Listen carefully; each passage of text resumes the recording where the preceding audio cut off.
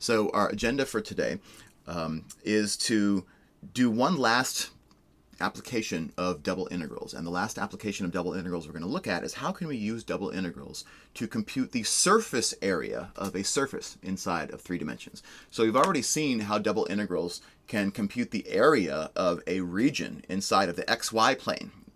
However that region is defined, type 1, type 2, whatever, we can use a double integral to compute its area. The limitation, of course, with that is just a patch of area on the flat xy plane.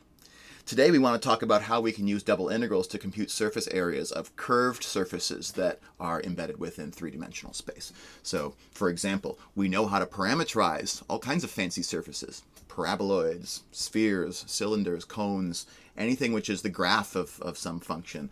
Ellipsoids, all kinds of stuff. And so how can we use a double integral to find the area of patches of those kinds of surfaces? And so we're going to do that by rewinding to our discussion of parameterized surfaces that we had back in our first chapter. And that's going to be how we get started, because having a parameterization for a surface, it turns out, is the most convenient way to come up with a double integral that computes its surface area. And of course, when a surface is the graph of a function of x and y, graphs come with sort of built-in parameterizations that we can use to leverage those to compute surface areas of graphs. So that's what we'll do to wrap up double integrals. And then we'll shift gears and move on to triple integrals, in which the only real new thing that we'll adapt to is the task of tape measuring, describing with inequalities on the coordinates solid regions inside of 3-dimensional space.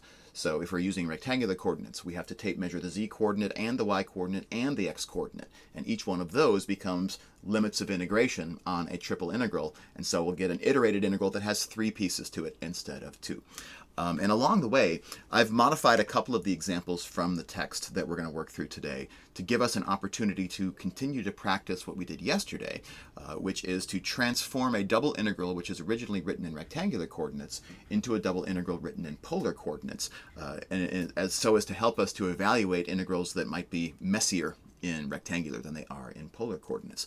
And so we're going to see, when it comes to triple integrals, that doing that in the process of doing a triple integral, so maybe you do the first integral with respect to z, and then you have an integral with respect to x and y, you can convert that integral with respect to x and y, because it's a double integral in rectangular coordinates, you could convert that into polar coordinates along the way, if it helps to make things easier.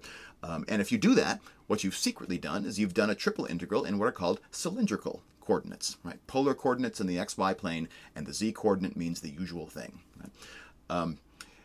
And so the only other coordinate transformation that we would talk about for triple integrals is how do we do a triple integral in spherical coordinates. So if I have a function that's written using the spherical radius, rho, and the longitudinal and azimuthal angles, theta and phi, the ways that we parameterized a sphere way back when gave rise to spherical coordinates, how can we use the spherical coordinate system to evaluate a triple integral? If we can get to all of that stuff today, that will wrap up our material on integration for the semester and leave us freed to move on to vector field analysis, which is our last big pillar of multivariable calculus.